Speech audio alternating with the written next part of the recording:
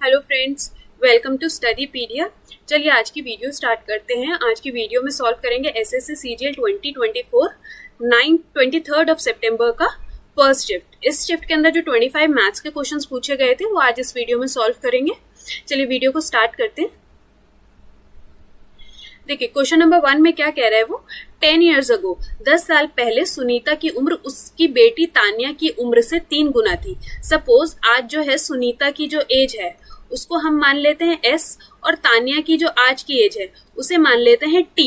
अब वो कब की बात कर रहा है? 10 साल पहले की, 10 years ago। तो आज से 10 साल पहले अगर सुनीता 10 साल छोटी थी तो तानिया भी यही थी। सुनीता की एज तानिया की एज से 3 गुना थी।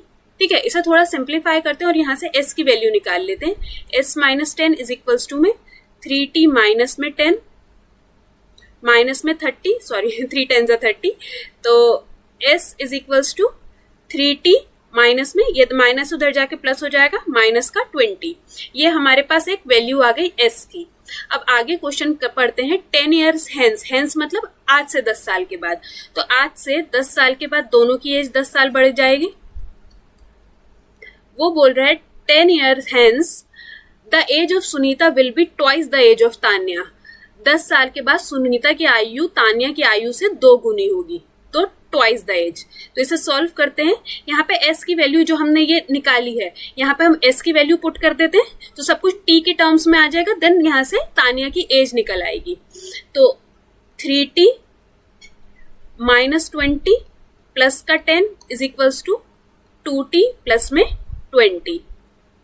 तो ये हो जाएगा 3T minus 10 is equals to 2T plus में 20। T आ गया कितना? 30। ठीक है, T की कितनी वैल्यू मतलब T की कितनी एज आ गई? तान्या की एज आ गई 30। तो इसे हम इक्वेशन नंबर 1 में पुट कर देते हैं। देन यहाँ से हमें सुनीता का एज मिल जाएगा। तो S minus 10 is equals to T की वैल्यू कितनी हो गई? 30। तो 3 3 9 90 माइनस 3 10 30। तो सुनीता की एज कितनी हो गई? ये कितना बन रहा? 60, 60 प्लस 10 70। तो अब हमें क्या बताना है? What is the ratio of their present age. तो दोनों की प्रेजेंट एज का रेशियो बताना है। तो सुनीता इज टू तान्या, तो एज का रेशियो कितना आ गया? 7:3। Option number 3। नेक्स्ट क्वेश्चन देखते हैं। A thief is noticed by a policeman from a distance of 92 metre. एक चोर को पुलिस कर्मी द्वारा 92 मीटर की दूरी से देखा जाता है। The thief starts running and the police starts chasing him। चोर भागने लगता है, पुलिसकर्मी उसका पीछा करता है। चोर और पुलिसकर्मी 90 किलोमीटर प्रति घंटा। अब देखो डिस्टेंस किसके अंदर है? हमारा मीटर में, और स्पीड किसके अंदर है? किलोमीटर में। अब देखो जब डिस्टेंस अगर मीटर में है तो स्पीड भी हमारी किस में होनी चाहिए? मीटर पर सेकंड के अंदर। अब दोनों की एज बता दी उसने हमें, पुलिस की और थीफ की। तो क्या क्या रेशियो है? The thief and a policeman. Thief किस स्पीड से भाग रहा है? 90 किलोमीटर पर आवर, और पुलिस है 104.4 किलोमीटर पर आवर से रिस्पेक्टिवली। तो हमसे क्वेश्चन में क्या पूछा गया है? हाउ मच टाइम बताना है। Will the policeman catch the thief. कितनी देर के अंदर पुलिसमैन क्या कर लेगा? थीफ को पकड़ लेगा। तो टाइम कैसे निकलता है? डिस्टेंस अपॉन में स्पीड। अब देखो दोनों एक ही स्पीड में भाग रहे हैं, मतलब दोनों एक ही डायरेक्शन में भाग रहे हैं, तो रिलेटिव स्पीड निकलेगी। और जब दोनों एक ही डायरेक्शन में भाग रहे होते हैं तो रिलेटिव स्पीड क्या होती है? माइनस होती है। तो 92 इन दोनों को आपस में माइनस कर दोगे तो कितना आ जाएगा? 14.4। ये किस में है? किलोमीटर में है, बट हमें किस में चाहिए? मीटर पर सेकंड के अंदर। मतलब जो ये स्पीड थी ये अभी तक हमारी किस में थी? किलोमीटर में थी। और इसको हमें किस में चाहिए? क्योंकि डिस्टेंस मीटर में है तो इसको भी हमें मीटर पर सेकंड में करना पड़ेगा। तो इसको हम किससे कर देंगे? 5/18 से मल्टीप्लाई। ठीक है, 18 नीचे आता है, रेसिप्रोकल करके ऊपर चला गया। इसका डेसिमल हटाएंगे तो मल्टीप्लाई बाय 10। तो 18 1 जा 18 8 जा 5 1 जा 5 2 जा 2 1 जा 2 4 जा और देन 4 23 जा। तो आंसर कितना आया? 23 सेकेंड्स में वो चोर को पकड़ लेगा पुलिस। नेक्स्ट क्वेश्चन देखते हैं। देखिए वो कह रहा है आर ने सोचा था कि वो 85% मार्क्स ले आएगा, बट वो कितने मार्क्स ले आता है? 450 marks and miss the target by 35%। और देखो उसे लाने थे 85% मार्क्स, लेकिन लेके कितना आया है वो 450 मार्क्स, 450 मार्क्स लेके आया है। और जिसके अंदर 85 मार्क्स कंप्लीट होने में उसके कितने कम रह गए, 35 मार्क्स, 35% कम रह गया। 85 कंप्लीट होने में 35 कम रह गया। तो अल्टीमेटली वो कितने परसेंट मार्क्स लेके आया था, 50%, और 50% की वैल्यू हमें कितनी दे दी, 450। ठीक है, 50% मार्क्स जो हैं वो कितने हैं, 450 मार्क्स जो उसने अचीव करे। तो देखो पहले हम इसके अंदर क्या निकाल लेते हैं, 100% मार्क्स निकाल लेते हैं। तो 50 इंटू में 100, तो टोटल मार्क्स जो थे एग्जाम में जो पेपर कंडक्ट हुआ था वो 900 मार्क्स का हुआ था। इतनी बात आपको समझ में आ गई। तो अब वो पूछता है how much increment in percentage should be there in his score mark to meet the target. उसके अंकों को पूरा करने के लिए प्रतिशत में कितने की वृद्धि होनी चाहिए। उसको लाने थे 85% मार्क्स, तो 900 के पहले तो देख लेते हैं 85% मार्क्स कितने होते हैं। 9 5 45, 9 8 72, तो उसको कितने मार्क्स चाहिए थे, 765 मार्क्स उसको चाहिए थे। और वो लाया कितने मार्क्स है, लाया है वो 450 मार्क्स। तो उसको कितने मार्क्स और एक्स्ट्रा चाहिए थे, 315, और हमें बताना है वो परसेंटेज के अंदर। तो 450 के अंदर अगर आप 350 मतलब 450 के अंदर अगर आप 315 मार्क्स और लाओ तो उसका परसेंटेज बताना होगा कि कितना परसेंट हुआ। तो कर देते हैं 5 2 5 9 9 4 9 3 27, 9 4 9 3 27, 9 5 45। तो आंसर कितना आएगा, 70%। उसे 70% मार्क्स का और इंक्रीमेंट करता तो उसके जो 85% मार्क्स थे, 765 मार्क्स थे, वो अचीव हो जाते।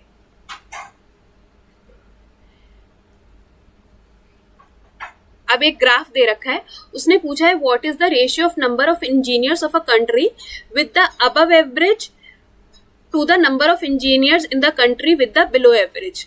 अब ये नंबर ऑफ इंजीनियर्स हमें दे रखे हैं, ये नंबर ऑफ इंजीनियर्स इसने हमें दे रखे हैं, कितने कितने हैं, 20, 55, 25, 65, 85 और 98। तो उसने हमसे रेशियो पूछा है। पहले तो उसने हमसे बोला है इसका औसत निकालने के लिए। ठीक है, पहले हम इसका औसत निकाल लेते हैं। तो इनका टोटल करेंगे तो आप आ जाएगा 348, और इसके औसत निकालने के लिए 1 2 3 4 5 6 से डिवाइड कर देंगे तो औसत कितना आ गया, 58। अब उसने क्या पूछा है, what is the ratio of engineers of the country above average, औसत से ऊपर। तो देखो औसत से ऊपर कितना है, 1 2 3, और बिलो एवरेज औसत से नीचे, तो औसत से नीचे भी कितने हैं, 3। तो इनका रेशियो कितना हो गया, 1:1। यही उसने हमसे पूछा है क्वेश्चन में। नेक्स्ट देखते हैं क्वेश्चन नंबर 5। देखिए ये बिल्कुल एक एल्जेब्रिक आइडेंटिटी है। कौन सी आइडेंटिटी है, a³ + b³ + c³ माइनस का 3abc इज इक्वल्स टू में a + b + c, जो कि हमें गिवन नहीं है। और नेक्स्ट हमें गिवन है a² + b² + c² माइनस का ab, सॉरी माइनस का BC और माइनस का CA। तो ये सारी टर्म्स हमें गिवन है, सिर्फ ये टर्म नहीं गिवन, A + B + C। तो कर देंगे A + B + C। तो answer will be 725। Next question. अब इसके अंदर हमें बताना है कि कौन सा सेट है जो रिप्रेजेंट करेगा राइट एंगल ट्राइंगल। तो देखो ये एक ट्रिपलेट होता है, 5 12 13। तो राइट एंगल ट्राइंगल में क्या होता है, हाइपोटेनस का square is equals to perpendicular का स्क्वायर अपॉन में प्लस में बेस का स्क्वायर। देखो ये एक ट्रिपलेट होता है जो हमें याद होना चाहिए। 3 4 5 ट्रिपलेट होता है, 3 4 6 ट्रिपलेट नहीं होता, ये भी ट्रिपलेट नहीं होता, ये भी ट्रिपलेट नहीं होता। ये ट्रिपलेट होता है 5 12 13 ऐसे करके 13। अब 12 और 5 कुछ भी हो सकता है, ये भी 5 हो सकता है और ये भी 5 हो सकता है। तो राइट एंगल ट्राइंगल ऐसे ही होता है ट्रिपलेट के साथ। इसके अंदर देखिए बॉड मास का लगा देते हैं 49। ये अगर मैं मल्टीप्लाई का साइन लगाऊंगी तो ये 6 7 42, ये रेसिप्रोकल में हो जाएगा। इसको सिंप्लीफाई ही रहने देते हैं क्योंकि बाद में इसका काटा पीटा ही करना पड़ेगा। तो 7 7 जा 6 6 जा, तो 6 7 जा अगेन यहाँ पे 42 ही बचा, तो 28 मल्टीप्लाई बाय 1 अपॉन में 84 मल्टीप्लाई बाय 6 इंटू में 7, तो 7 1 जा 7 2 जा 6 2 जा और ये 2 14 जा, तो देन 6 इंटू में 14 6 इंटू 14 14 6 जा 84. The difference between the simple interest on a principal, एक राशि 500 के ऊपर जो साधारण ब्याज है 5% से, कितने साल के लिए? 3 साल के लिए, और 4% से 4 साल के लिए, इसके बीच का हमें इंटरेस्ट बताना है. तो राशि सेम ही रहेगी 500 प्रिंसिपल, रेट है 5%, 3 इयर्स के लिए माइनस 500 कितना परसेंट है? 4%, किसके लिए? 4 इयर्स के लिए. तो कैंसिल कर देते हैं, ये भी कैंसिल. 5 4 जा 20, 24 जा 80, 5 4 जा 20 80 रहेगा, 800 नहीं. 5 5 जा 25, 25 3 जा 75, तो डिफरेंस कितना आ गया? 5.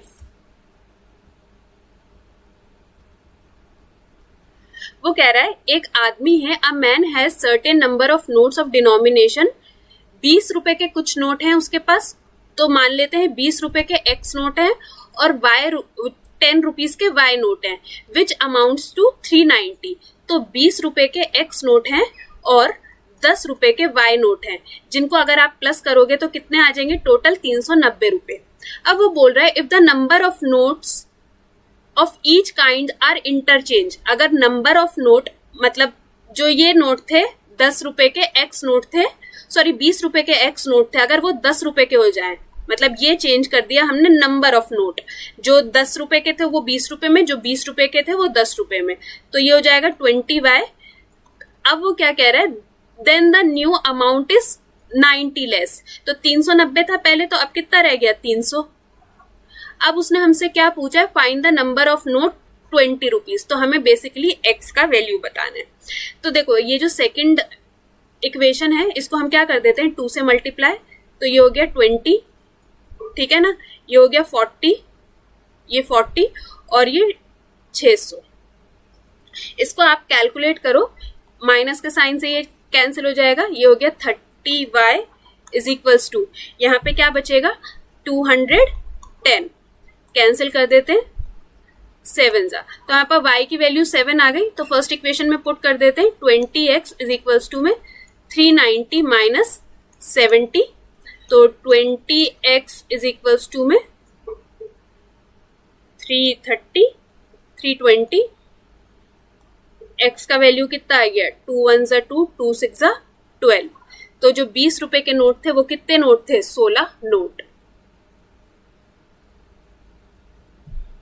वो पूछ रहा है which of the triangle is scalene triangle, मतलब स्केलन ट्राइंगल कौन सा होता है जिसकी तीनों साइड्स क्या होती हैं? डिफरेंट होती हैं, ए बी सी.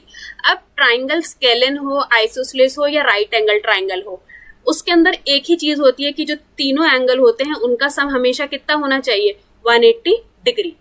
अब देखो इसी केस के अंदर ऑप्शन नंबर 1 में अगर आप तीनों डिग्रीज को प्लस करो तो कितना बनेगा? 180 डिग्री. बाकी किसी में नहीं बनेगा, तो कोई भी ट्राइंगल ही फॉर्म नहीं कर रहा.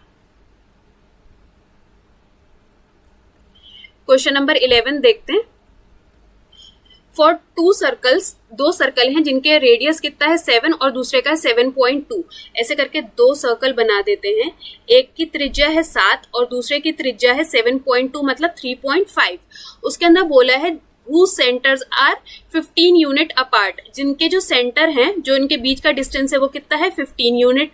What is the length of direct common tangent, उसकी क्या बतानी है? उभयनिष्ठ स्पर्श की लंबाई बतानी है. ये जो डायरेक्ट कॉमन टेंजेंट है इसकी हमें लेंथ बतानी है. तो सपोज डायरेक्ट कॉमन टेंजेंट हमारी ए बी है, ये बतानी है. तो क्या फॉर्मूला होता है? ए बी का स्क्वायर इज इक्वल्स टू में डिस्टेंस का square minus R1 minus R2 का होल स्क्वायर. फॉर्मूले में पुट कर देते हैं, A B square is equals to distance कितना है हमारे पास? 15, तो 225 माइनस R कितना है हमारे पास? 7 माइनस 3.5 का होल स्क्वायर. तो इसको माइनस करेंगे तो कितना हो जाएगा? 3.5 का स्क्वायर, तो 35 का स्क्वायर कितना होता है? 3 4 जा 12 ये हो जाएगा 12.5 25। तो अभी हमारे पास ए बी का स्क्वायर कितना आ गया, अंडर रूट में 212.75। अब देखो इसे अगर हमें अंडर रूट में से निकालना हो तो इसका एक फॉर्मूला होता है डायरेक्ट, वो हम पुट कर देते हैं अंडर रूट को कैंसिल करने का। 212.75 प्लस में इसका जो नियरेस्ट स्क्वायर होगा 212 का जो नियरेस्ट स्क्वायर है वो कितना होता है 225। ये किसका स्क्वायर होता है 15 का, तो प्लस में 225 अपॉन में ट्वाइस ऑफ 15। इसे सॉल्व कर देते हैं 47.75। इसका डेसिमल हटाएंगे 100 इंटू में 2 इंटू में 15, तो 5 3 5 से कैंसिल करेंगे 8755। अब इसको अगर आप सॉल्व करोगे पूरे को, मतलब 2 3 6 से आप इसको कैंसिल कर दोगे, 6 से कैंसिल करोगे तो आएगा 14591 और ये 100 है तो नीचे डेसिमल लगा देंगे 1459 आएगा, तो मतलब 14 के अराउंड आएगा। तो 14 के अराउंड एक यही वैल्यू है। हमारे पास 59 आया, यहाँ पे 586 आया, मतलब थोड़ा सा डिफरेंस आया, बट हाँ आपका 99% ये आपको एक्यूरेट वैल्यू ही देता है, ये अगर आप इस फॉर्मूले से सॉल्व करो तो। नेक्स्ट क्वेश्चन देखते हैं। क्वेश्चन नंबर 12 है, a tank can be filled by pipe A pipe एक टैंक को 4 घंटे में फिल करता है और बी कितने टाइम में फिल करता है 6 घंटे में। तो इसका टोटल वर्क निकाल लेते हैं 12, तो 4 3 6 2 ये इनका एफिशिएंसी हो गया। ठीक है, वो कह रहा है at 8 AM pipe A was open, 8 बजे ए पाइप को ओपन करा गया है। At what time will the tank be filled if pipe B is open at 9 AM। तो पाइप ए अगर 8 बजे खुला और पाइप बी कितने बजे खुला 9 बजे, तो 1 घंटा 12 यूनिट था, इसमें से 1 घंटा किसने काम करा, ए ने। ए का एफिशिएंसी 3 यूनिट है, तो अब काम कितना बचा है 9 यूनिट। अब वो पूछ रहा है कि टोटल टाइम कितने बजे खत्म होगा। तो अब देखो 9 तो बज चुके हैं, 9 बजे से अब ये दोनों मिलके काम स्टार्ट करेंगे। इसको डिवाइड कर देंगे 5 से, तो देखो मैं आपको ऐसे करके दिखाती हूँ। 9 ये 5 5 1 5 4.58 40। तो 9 बजे से देखो 1.8 आवर 1 घंटा मतलब 10 बज गए हैं, और 0.8 का मतलब क्या होता है 0.8 मतलब ये है 0.8 को अगर आप 60 से मल्टीप्लाई करो तो 6 8 48, डेसिमल लगा लोगे तो ये 48 क्या है मिनट्स, तो 10:48 पे ये काम पूरा खत्म होगा। बस ये आपको इसका ये 0.8 सॉल्व करना आना चाहिए। जब भी ये 0.8 हो, आवर्स के अंदर आप कर रहे हो, इसको 60 से मल्टीप्लाई कर दो तो आपको वो मिनट्स बता देगा कि कितने मिनट पे ये काम खत्म होगा। चलिए क्वेश्चन नंबर 13 देखते हैं। वो कह रहा है एक ट्राइंगल है ABC is made on a circle. एक सर्कल के अंदर एक ट्राइंगल बना है ABC, जिसके अंदर AB क्या है, इसका डायामीटर है। अगर AB डायामीटर है तो ये कुछ ऐसे ही बना है ABC। अब अगर मैं किसी ट्राइंगल मतलब सर्कल के डायामीटर से उसके सरकमफ्रेंस पे कोई एंगल बनाते हैं तो वो हमेशा कितने डिग्री का बनता है 90 डिग्री का। इतनी बात क्लियर हो गई। अब वो कह रहा है if BC is equal to the radius, अगर मैं इसे सेंटर मान लूं O को, तो BC क्या है रेडियस के इक्वल है। और अगर मैं C और O को कनेक्ट कर दूं, फॉर नाउ अभी क्या भूल जाओ कि ये 90 डिग्री हमने कैलकुलेट करा था, ये भूल जाओ। अगर ये इक्वल है ये दोनों रेडियस है, तो ये OC भी क्या है रेडियस, ठीक है ना। O से लेके C भी रेडियस है, C से लेके B भी रेडियस है, और O से लेके B भी क्या है रेडियस है। ये तीनों एक तरह से क्या बन गई, इसकी त्रिज्या बन गई। अब इक्विलेटरल ट्राइंगल है तो ये 60 डिग्री है, ये भी 60 डिग्री हो जाएगा, और ये भी क्या हो जाएगा 60 डिग्री। अब पूरे ट्राइंगल की बात करो, अगर ये 60 डिग्री है, ये 90 डिग्री है, और ये कितने डिग्री है, तो ये कितना हो जाएगा 30 डिग्री। अब उसने ये ही पूछा है ABC ये कितना है 60 is equals to x। BAC कितने डिग्री का है 30 डिग्री। तो हमें बताना है x का वैल्यू, तो कितना वैल्यू हो जाएगा x इज इक्वल्स टू में 2। चलिए क्वेश्चन नंबर 14 देखते हैं। वो कहता है अमित और बिलाल ने गुड्स को खरीदा। अगर अमित और बिलाल ने अपने आप ही ये गुड्स खरीदे हैं तो ये इन दोनों के लिए क्या है, कॉस्ट प्राइस है। ठीक है, तो अमित ने खरीदे 1500 के गुड्स और बिलाल ने खरीदे 2000 के गुड्स। अमित ने क्या करा, mark his good up by y%, while Amit ने जो मतलब कॉस्ट प्राइस के ऊपर हम मार्क प्राइस बनाते हैं, कॉस्ट प्राइस से हम बढ़ाते हैं अमाउंट को तो हमारा क्या बन जाता है, मार्क प्राइस बन जाता है। तो अमित ने 1500 के ऊपर y% क्या करा, अपने प्राइस को इंक्रीज करा। और बिलाल ने क्या करा, पहले 2y का इंक्रीज करा और फिर उसके बाद क्या कर दिया, y का डिस्काउंट कर दिया। ये बिलाल ने करा। अमित ने सिर्फ अमाउंट को इंक्रीज करा, बिलाल ने पहले इंक्रीज करा फिर डिक्रीज करा। अब बोलते हैं if both make the same profit then the value of y. अगर दोनों के दोनों का जो प्रॉफिट है वो कितना है, सेम है, तो हमसे पूछा गया है वाई का वैल्यू। अब देखो एक चीज समझो, मैंने क्या करा, मैं 100 रुपए की चीज लाई, उसके ऊपर मैंने 10 रुपए और बढ़ा के, मतलब 10 रुपए और बढ़ा के उसका मार्क प्राइस कितना कर दिया, 110 रुपए। ठीक है, तो इसके अंदर 100 तो मेरा कॉस्ट प्राइस था और जो 10 रुपीज था वो ही मेरा प्रॉफिट है। अगर मैं इस 110 के अंदर बात करूं तो मेरा प्रॉफिट कितने का है, 10 रुपए का। अब ऐसे ही अगर अमित ने 1500 की चीज लाके उसके ऊपर y% अमाउंट क्या करा, इंक्रीज करा, तो अमित का जो प्रॉफिट आया वो कितना आ गया, 15y। इतनी बात समझ में आई, क्योंकि उसने हमें बोला है दोनों के प्रॉफिट सेम है। और बिलाल ने क्या करा, पहले 2000 के ऊपर कितने % बढ़ाया, 2y% बढ़ाया, तो कितना हो गया, 2000 प्लस में 40y। अभी मतलब इसका टोटल, ये तो इसका सिर्फ हमने डायरेक्ट प्रॉफिट लिख लिया, क्योंकि इसने बढ़ाने के बाद क्या करा है, घटाया भी है। पहले इतना लिस्ट करा, फिर उसके ऊपर जो ये अमाउंट था 2000 माइनस का 40y, सॉरी प्लस का 40y, इसके ऊपर एक डिक्रीज भी दिया है, कितने का दिया है, y बाय y% का। ठीक है, तो अभी इसको अगर आप कैलकुलेट करोगे, y को 2000 से मल्टीप्लाई करोगे तो 2 0 से 2 0 कट गए, तो ये माइनस का 20y, ठीक है ना, माइनस का 20y, माइनस प्लस माइनस, इसके एक 0 से एक 0 कैंसिल, तो ये हो गया माइनस 0.4y का होल स्क्वायर। और ये इसका क्या था, कॉस्ट प्राइस था, ये इसका क्या है, कॉस्ट प्राइस 2000 का, तो 2000 प्लस का 40y।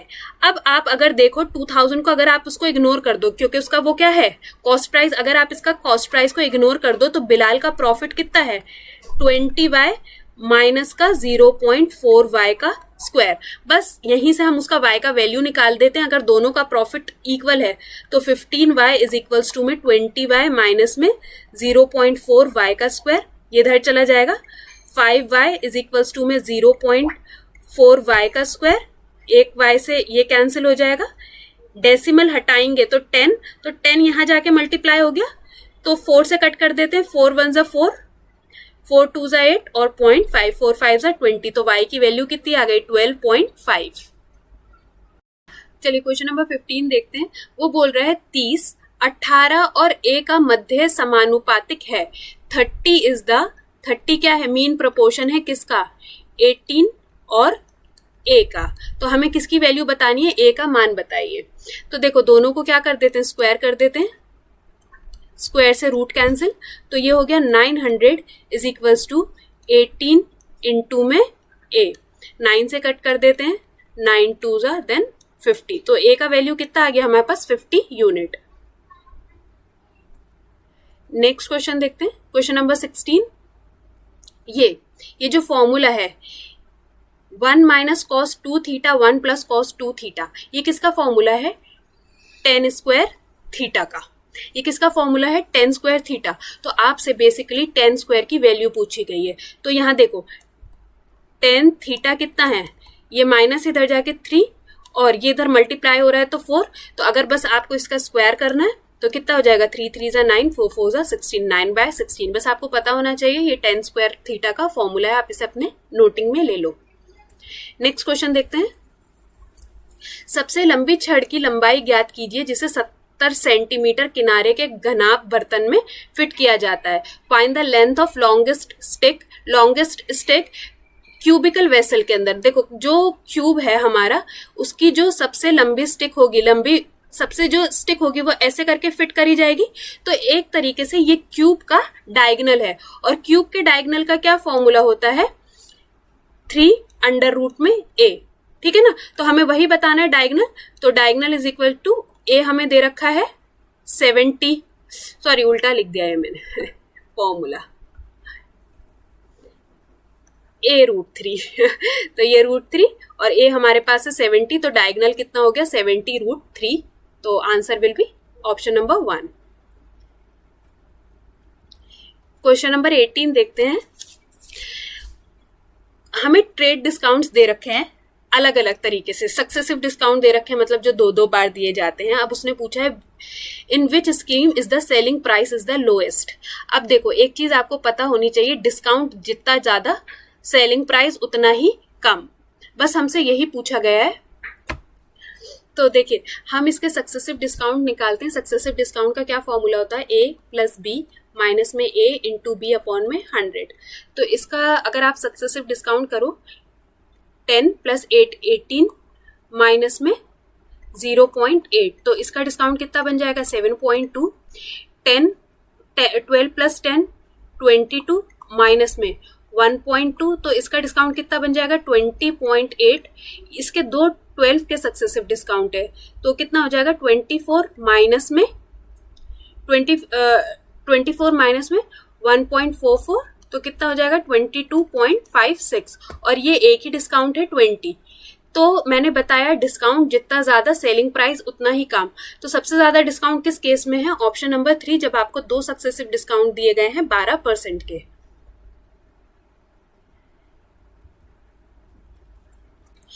For what least value, n की हमें एक वैल्यू बतानी है जो कंप्लीटली क्या कर दे, डिवाइड कर दे 6 को। अब देखो अगर आप ऑप्शन के थ्रू जाओगे तो बस आपको देखो यहाँ पे 1 ही एक ऑप्शन, जो अगर आप n में पुट करोगे, इसके अंदर आपको हमेशा ऑप्शन से ही जाना होता है।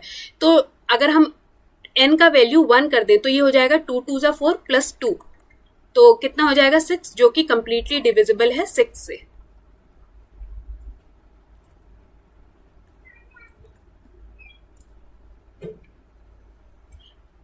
चलिए क्वेश्चन नंबर 20 देखते हैं। वो कह रहा है there is a 32 litre mixture of milk और वाटर। एक मिक्सचर है, दूध और पानी का एक मिश्रण है।